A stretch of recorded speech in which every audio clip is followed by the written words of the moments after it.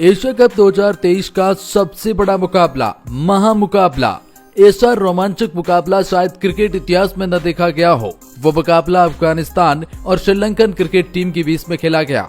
इस मुकाबले में श्रीलंकन क्रिकेट टीम के लिए दिक्कतें इसीलिए बढ़ चुकी थी क्योंकि अगर वो इस मुकाबले में हारते तो शायद क्वालिफाई से बाहर होते, और अफगानिस्तान के लिए भी तो कुछ ऐसा था। लेकिन अफगानिस्तान के लिए रास्ता थोड़ा और मुश्किल था क्योंकि ओवर की कटौती उनके लिए हो गई थी अगर जो उनकी नेट रन रेट अच्छी करनी थी।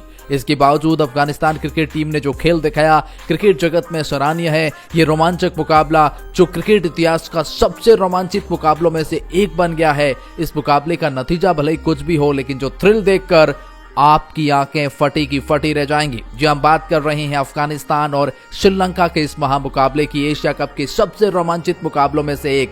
चलिए आपको पूरा हाइलाइट्स बताते हैं आपको इस मुकाबले के दरमियान क्या कुछ देखने को मिला।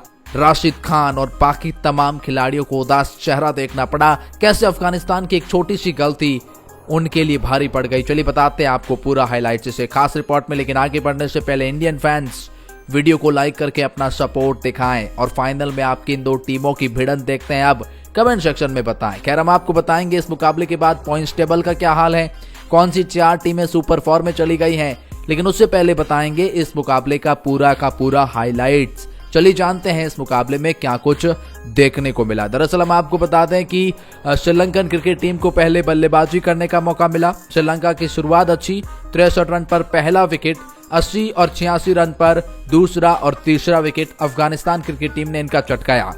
शुरुआत के टॉप 3 खिलाड़ियों को देखें तो अच्छा खेले थे, लेकिन कुशल मेंडिस जो 92 रन पर रन आउट होते हैं, राशिद खान करते हैं। उसके बाद श्रीलंकन क्रिकेट टीम थोड़ी फंसती हुई नजर आई, लेकिन एंड ऑफ द एंड आखिरी के कुछ बॉलर्स ने अच्छी बैटिंग करके श्रीलंका को अच्छे पोजीशन पर लाकर खड़ा कर दिया। श्रीलंका ने जैसे तैसे 291 यानी 291 रन का लक्ष्य 8 विकेट के नुकसान पर खड़ा कर दिया।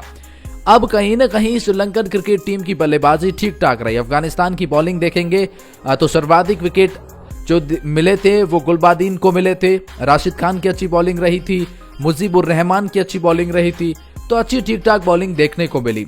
लेकिन अब वक्त आ गया था अफगानिस्तान की उस चेज का। अफगानिस्तान के लिए जरूरी नहीं था कि 292 रन बनाओ और क्वालिफाई कर जाओ।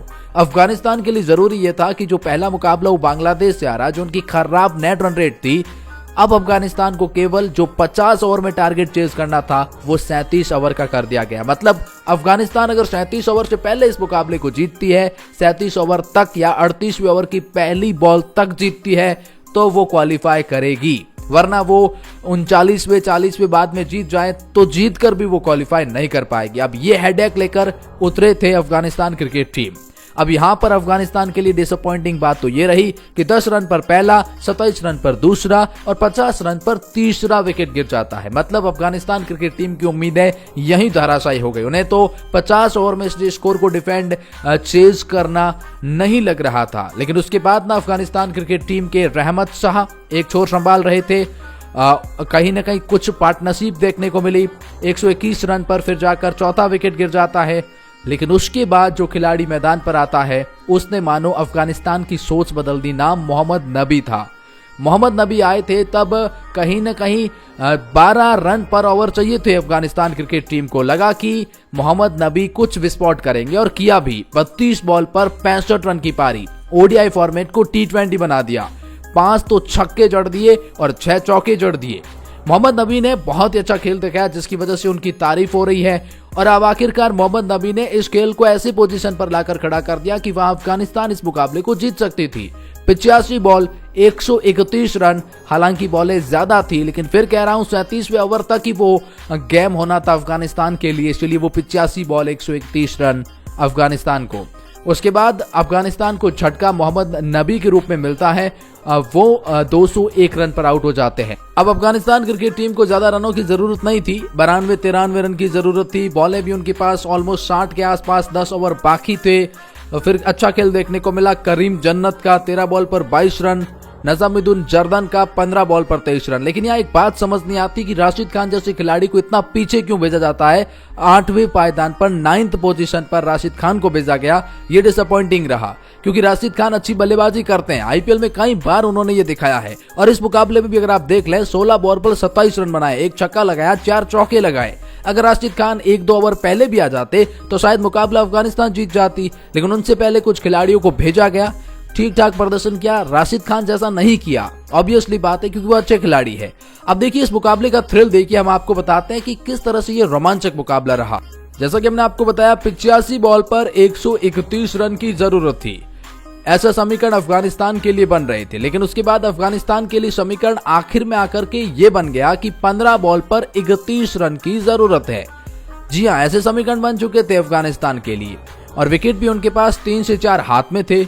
अब 15 बॉल पर 31 रन में कहीं न कहीं राशिद खान अच्छी बल्लेबाजी कर रहे थे। वहां राशिद खान की अच्छी बल्लेबाजी देखने को मिली। श्रीलंकन क्रिकेट टीम दबाव में आ गई, अच्छे शॉट आ रहे थे दोनों तरफ से और ये मुकाबला आखिरी ओवर तक गया। आखिरी ओवर मतलब 37वें ओवर तक। वहां होना ये था कि अफगानिस्तान क्रिकेट टीम को 6 बॉल पर जरूरत थी, 11 बॉल पर 22 रन की जरूरत थी। उसके बाद आखिरी ओवर तक गए तो मुकाबला 6 बॉल पर 11 रन की जरूरत थी। तो अब ऐसे में अफगानिस्तान क्रिकेट टीम की जीत लग रही थी और शुरुआत की 1-2 बॉल डॉट जाने के बाद राशिद खान ने एक चौका लगा दिया। उसके बाद अब आपको चाहिए 3 बॉल पर 7 रन।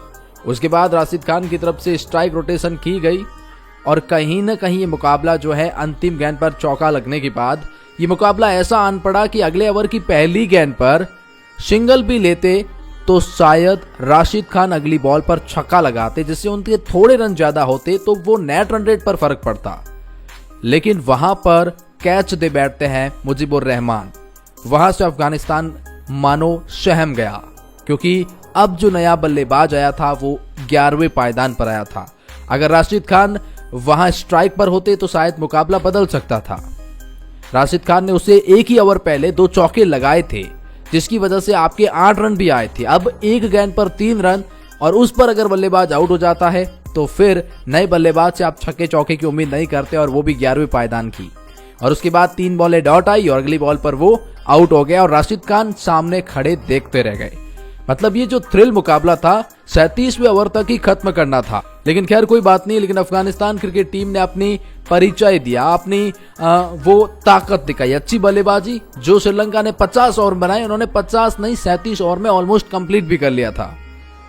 लेकिन किस्मत आज उनके साथ नहीं रही। चलिए इसके बाद में पॉइंट्स टेबल के हवाले को देखते हैं कि आखिर पॉइंट्स टेबल क्या रहा। अगर आप पॉइंट्स टेबल देखेंगे तो फिर श्रीलंकन क्रिकेट टीम 2 में से 2 मुकाबले जीत गई 4 पॉइंट के साथ में। इस ग्रुप बी में वो पहले पायदान पर हैं और बांग्लादेश क्रिकेट टीम दूसरे पायदान पर खत्म करती है। और अफगानिस्तान 2 में से दोनों ही हारकर कहीं न कहीं खराब नेट रन रेट के बाद पूरी तरह से बाहर हो गई है। और अब बात करते हैं ग्रुप ए के अंदर, तो भारत और पाकिस्तान, जो कि आप जानते हैं पाकिस्तान पहले पायदान पर है, भारत दूसरे पायदान पर है। और इस पॉइंट्स टेबल में ये 2 टीमें होती है, मतलब टोटल 4 टीमें हैं, भारत, पाकिस्तान, श्रीलंका और बांग्लादेश। ये 4 टीमें क्वालिफाई कर चुकी है, नो डाउट।